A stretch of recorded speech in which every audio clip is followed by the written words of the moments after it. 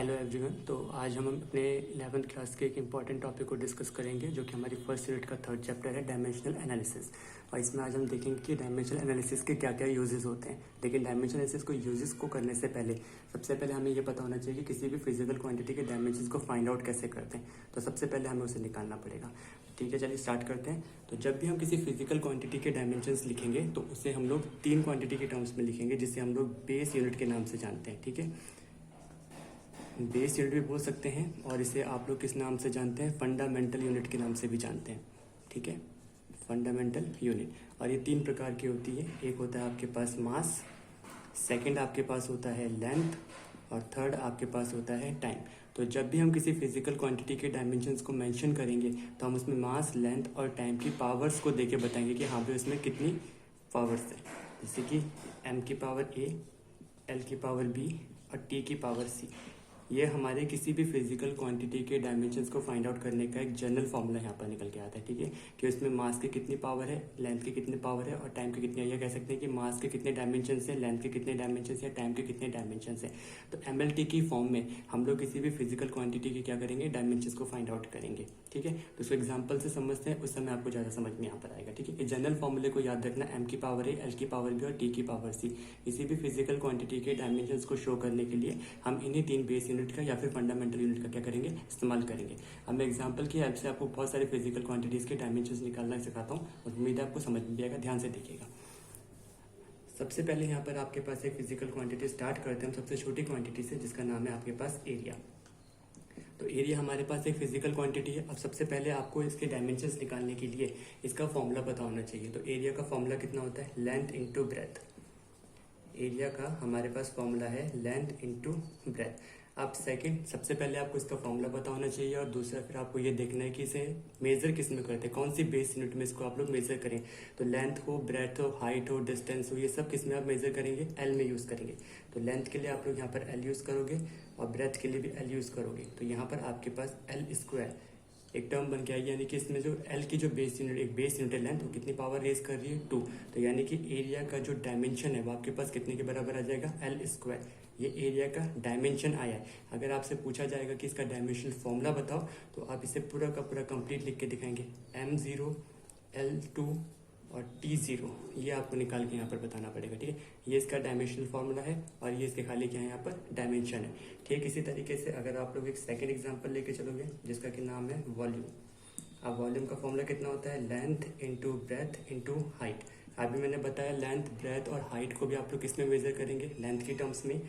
तो यानी कि यहाँ पर आपके पास एल, ब्रेथ के लिए भी एल और हाइट के लिए एल, और तीनों को आपने मल्टीप्लाई करके देखा तो आपके पास कितना आ जाएगा, L3। तो अगर आपसे कोई पूछे कि वॉल्यूम का डायमेंशन कितना है तो वो कितने के बराबर है, L3 या L3 भी आप इसे प्रोनाउंशिएट कर सकते हो। और अगर आपसे पूछा जाएगा कि इसका डायमेंशन फॉर्मूला लिख के बताओ तो आपको कंप्लीट लिखना पड़ेगा m0, l3, t0। यानी कि वॉल्यूम में मास के कितने कंपोनेंट है, 0, और टाइम के कितने कंपोनेंट है, 0, और लेंथ कितने टाइम से, 3 टाइम। तो आप यहाँ पर देख रहे हैं हम जनरल फॉर्मूला को यूज कर रहे हैं और ए बी सी की जगह उनकी पावर आ रही है कि उसमें बेस यूनिट की कितनी पावर यहाँ पर रेज कर रही है या है वहाँ पर।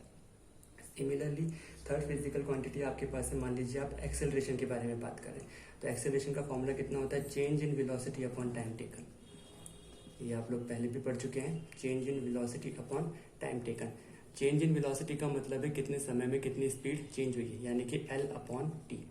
चेंज इन वेलोसिटी का मतलब है डिस्टेंस अपॉन टाइम, और टाइम के लिए तो आप इसको यूज करेंगे टी को। अब ये टी अपॉन में और ये टी इसके साथ मल्टीप्लाई करके आपको क्या देगा, LT-2। तो आपके पास एक्सेलरेशन के जो डायमेंशन आ जाएंगे वो कितने हैं, LT-2। और अगर कंप्लीट डायमेंशनल फॉर्मूला आपसे पूछा जाएगा तो इसका फॉर्मूला है MLT-2। ये चीज़ आपको ध्यान रखनी है। सिमिलरली नेक्स्ट आपके पास यहाँ पर आता है एक्सेलरेशन के बाद आपके पास एक इंपॉर्टेंट टॉपिक है फोर्स। इसे याद रखना क्योंकि ज़्यादा से ज़्यादा फिजिकल क्वांटिटी में कौन यूज होगा, फोर्स यूज होगा। अब फोर्स का फॉर्मूला कितना होता है, मास इंटू एक्सेलरेशन। मास के लिए क्या यूज करोगे आप लोग, m, और एक्सेलरेशन अभी आपने यहाँ पर डायमेंशन निकाला कितने के बराबर है, LT-2। तो यहाँ पर आपके पास डायमेंशनल फॉर्मूला बन के आ जाएगा, यहाँ पर तो 0 है, सॉरी फोर्स एक्सेलरेशन में, ये बन जाएगा MLT-2। ये 0 मैंने यहाँ पर लगाया क्योंकि एक्सेलरेशन में जो आता है वो मास नहीं, तो मास का कंपोनेंट कितने 0, सिंपली उसके डायमेंशन कितने, LT-2। और मास इंटू एक्सेलरेशन में आप लगा के यहाँ पर फॉर्मूला डिराइव कर सकते हैं किसका, फोर्स का, MLT-2। इस तरीके से ये स्टेप आपको फॉलो करने हैं और बहुत सारे हमारे पास यहाँ पर फिजिकल क्वांटिटी है जिनका आप लोग क्या निकाल सकते हो, डायमेंशनल फॉर्मूला निकाल सकते हो। अब इसी तरीके से इन डायमेंशंस को यूज करते हुए हम अपने टॉपिक की तरफ बढ़ते हैं जिसका नाम है यूजेस ऑफ डायमेंशन एनालिसिस। उम्मीद है आपको डायमेंशंस निकालने आ गए होंगे। हर बार हमें एक ही स्टेप को फॉलो करना है। आपको उस फिजिकल क्वांटिटी का सबसे पहले फॉर्मूला पता होना चाहिए और फिर फॉर्मूले में क्या क्या चीजें होंगी। तो फॉर्मूला कौन सी बेस यूनिट को रिप्रेजेंट कर रहा है, अब वो तीन ही है, मास हो सकता है, लेंथ हो सकता है या फिर टाइम हो सकता है। उन तीनों में से कोई एक इस पे क्या कर रहा होगा, सूट कर रहा होगा। आपने उसे पुटअप करना है और डायमेंशन फॉर्मूला क्या करना है, डिराइव करना है। ये है आपके पास डायमेंशन फॉर्मूला जो आपने यहाँ पर लिखे हैं। इन चीजों को याद रखिए। अब इन डायमेंशनल फॉर्मूला को यूज करके हम लोग क्या करेंगे, डायमेंशन एनालिसिस के यूजेस को पढ़ के देखते हैं। तो देखते हैं कि यूजेस क्या क्या है। तो अभी हमने निकालना सीखा कि डायमेंशन किसी भी फिजिकल क्वांटिटी के कैसे निकालेंगे और अब यहाँ पर हमने देखना है कि यूजेस ऑफ डायमेंशन एनालिसिस क्या क्या है। तो इसका फर्स्ट यूज है checking the correctness of the formula, यानी कि हमारे पास नंबर ऑफ फॉर्मूलाज होते हैं जो भी आप देखते हैं उनको हम लोग चेक करके बता सकते हैं कि फॉर्मूला करेक्ट है कि नहीं है with the help of dimension. Second, यहाँ पर आप वन सिस्टम ऑफ यूनिट को अनदर सिस्टम ऑफ यूनिट में क्या कर सकते हो, कन्वर्ट कर सकते हो। जैसे यहाँ पर सीजीएस सिस्टम ऑफ यूनिट होता है, एमकेएस होता है, एसआई होता है, एफपीएस होता है। तो आप एक सिस्टम ऑफ यूनिट से दूसरी सिस्टम ऑफ यूनिट में क्या कर सकते हैं, किसी भी फॉर्मूले को कन्वर्ट कर सकते हैं या किसी भी यूनिट को कन्वर्ट कर सकते हैं with the help of dimension. और थर्ड हमारे पास यहाँ पर क्या है, डेरिवेशन ऑफ फॉर्मूला। हम नए नए फॉर्मूला क्या कर सकते हैं, यहाँ पर डिराइव भी कर सकते हैं with the help of dimension. तो आज के इस वीडियो में हम लोग क्या करेंगे, सबसे पहले फर्स्ट फॉर्मूले को, first use of dimension analysis को चेक करने की कोशिश करते हैं कि कैसे हम लोग with the help of dimension फॉर्मूले को क्या करेंगे, चेक करेंगे। और सीधे इसे मैं आपको एग्जांपल की हेल्प से बताता हूँ। मान लीजिए हमारे पास एक एग्जांपल है और ये मैंने आपको फॉर्मूला दे दिया है यहाँ पर कि t is equal to 2 π√L/g। हमारे पास यहाँ पर एक फॉर्मूला है। अब आपसे पूछा जाएगा क्वेश्चन में कि इसको चेक करके बताओ कि क्या ये फॉर्मूला डायमेंशनली करेक्ट है कि नहीं। अब देखने से तो पता लग नहीं रहा है, लेकिन डायमेंशनली आपको इसको चेक करके बताना है। तो ये तो मैंने सिर्फ इसका जनरल फॉर्मूला यहाँ पर लिख दिया। जब ये पेपर में आपके पास आएगा तो आपको पता रहेगा कि यहाँ पर टी यहाँ पर क्या रिप्रेजेंट कर रहा है इस क्वेश्चन में, टाइम पीरियड। एल यहाँ पर क्या रिप्रेजेंट कर रहा है आपके पास, एल लेंथ को रिप्रेजेंट कर रहा है, और जी आपका रिप्रेजेंट कर रहा है एक्सेलरेशन ड्यू टू ग्रेविटी। ठीक है, इस तरीके से यहाँ पर जब भी आपके पास क्वेश्चन आएगा तो आपको उसमें मेंशन रहेगा कि क्या क्या चीज़ें आपको देगी, तभी तो आप उसका डायमेंशंस पुट कर पाओगे। तो अब इसे करने का तरीका है, या तो आप अलग से लेफ्ट हैंड साइड की वैल्यूज निकालो, अलग से राइट हैंड साइड की वैल्यू निकालो और दोनों को इक्वेट करके देखो। अगर दोनों बराबर आती है तो आप बोलोगे फॉर्मूला डायमेंशनली करेक्ट है, और अगर ऐसा नहीं होता तो आप बोलोगे फॉर्मूला डायमेंशनली इनकरेक्ट है।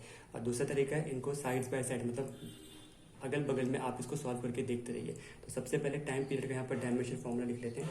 तो टाइम पीरियड के डायमेंशन फॉर्मूला कितना होगा, m0 है, l0 है और t कितना होगा यहाँ पर 1 के बराबर। सेकेंड 2 π ऐसी रखिए, अंडर रूट का साइन लगाइए। लेंथ, लेंथ में आपको कौन सी बेस लेनी है, लेंथ के डायमेंशन। और जी का मतलब है एक्सेलरेशन ड्यू टू ग्रेविटी या फिर एक्सेलरेशन। अभी हमने इसका डायमेंशन फॉर्मूला निकालना सीखा था, कितना था उसका डायमेंशन फॉर्मूला, LT-2। ये हमने निकाल के देखा था। यहाँ पर L से L कैंसिल हो जाएगा, ये बचा 1/t-2। और जब t-2 को आप ऊपर न्यूमरेटर में भेजोगे तो कितना बन जाएगा, t²। और जब t² को रूट से बाहर निकालोगे तो कितना आएगा, t। अब इसको कंप्लीट फॉर्मूले की फॉर्म में लिख लीजिए, m0 l0 t1। अब आप देख रहे हो लेफ्ट हैंड साइड में और राइट हैंड साइड में हमारे फॉर्मूला डायमेंशंस कैसे आ रहे हैं, बराबर निकल के आ रहे हैं। तो यहाँ पर हम लोग क्या कहेंगे कि ये फॉर्मूला डायमेंशनली कैसा है, करेक्ट है। तो इस तरीके से हम लोग किसी भी फॉर्मूले को क्या कर सकते हैं, चेक करके बता सकते हैं कि फॉर्मूला डायमेंशनली करेक्ट है कि नहीं है। यहाँ पर आपका क्वेश्चन जो होगा कि 2 π कहाँ गया, तो जब भी हम इस तरीके से डायमेंशन एनालिसिस का यूज करके फॉर्मूले को चेक करते हैं तो उसमें हम कांस्टेंट वैल्यू को कंसीडर नहीं करते, इसे यहाँ पर क्या करेंगे, नेग्लेक्ट करके चलेंगे। ठीक है, चलिए नेक्स्ट एग्जाम्पल देखते हैं करके।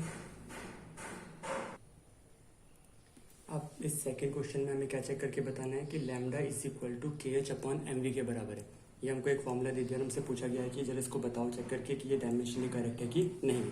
तो इस फॉर्मूले में हमको मेंशन रहेगा कि h यहाँ पर क्या रिप्रेजेंट कर रहा है, वेवलेंथ, v यहाँ पर क्या रिप्रेजेंट कर रहा है, वेलोसिटी, और m यहाँ पर क्या रिप्रेजेंट कर रहा है, मास, और लैम्डा यहाँ पर क्या रिप्रेजेंट कर रहा है, वेवलेंथ। तो इसको भी उसी तरीके से करेंगे। अब जब हमको ये पता लग गया कि कौन क्या रिप्रेजेंट कर रहा है तो इसके हम डायमेंशन आसानी से यहाँ पर पुटअप कर सकते हैं। तो चलिए, वेवलेंथ है तो नाम में है जिसके लेंथ, तो यहाँ पर क्या डायमेंशन आएंगे आपके पास, m0 है, l1 है और t0 है, इज इक्वल के यहाँ पर एक कांस्टेंट को रिप्रेजेंट कर रहा है तो के को आप यहाँ पर कंसीडर नहीं करोगे।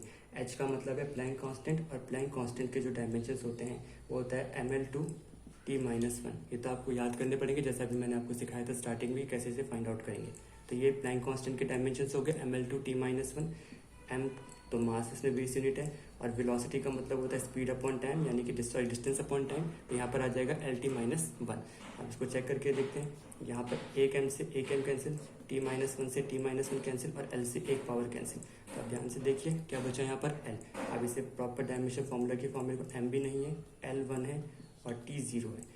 लेफ्ट हैंड साइड और राइट हैंड साइड आपके पास बराबर आ रही है, तो आप बताओगे कि आपका फॉर्मूला डायमेंशन यहाँ पर कैसा है, करेक्ट है।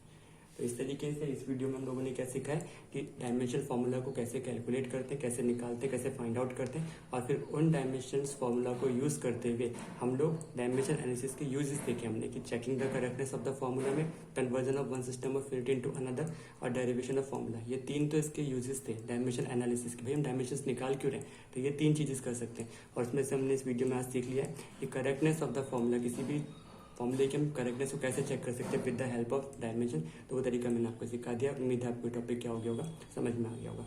अब नेक्स्ट वीडियो में हम लोग इसको देखेंगे कि कैसे आप लोग वन सिस्टम ऑफ यूनिट को दूसरे सिस्टम ऑफ यूनिट में कन्वर्ट करेंगे and then formula of derivation कैसे करेंगे आप लोग। तब तक इनको देखिए ध्यान से, कुछ भी प्रॉब्लम हो तो पूछ सकते हैं। Thank you.